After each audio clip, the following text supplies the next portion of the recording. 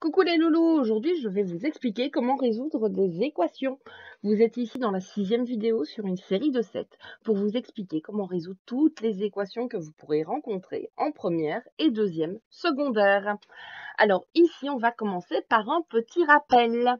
Ce rappel, c'est la propriété fondamentale des proportions qui peut vous aider à résoudre certaines équations plus facilement.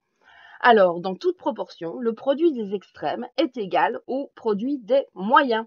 Donc, c'est-à-dire que quand on a une égalité entre deux rapports, on peut multiplier le quatrième terme avec le premier et le deuxième terme avec le troisième et on obtient une nouvelle égalité.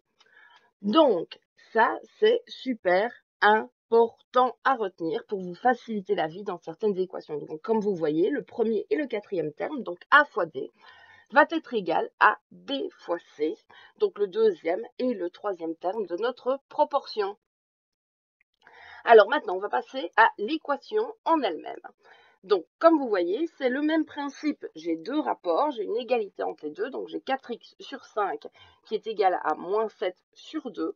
Et je vais utiliser la propriété fondamentale des proportions pour m'aider à résoudre cette équation.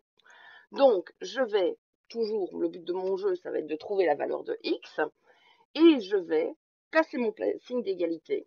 Avant mon signe d'égalité, je vais mettre le produit des extrêmes, et après le signe d'égalité, je vais mettre le produit des moyens.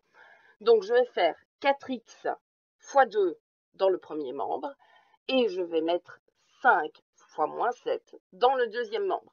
Alors, n'oubliez pas que comme je multiplie par moins 7, je suis obligée de mettre des parenthèses, puisqu'on ne peut pas avoir deux symboles d'opération qui se suivent sans mettre des parenthèses.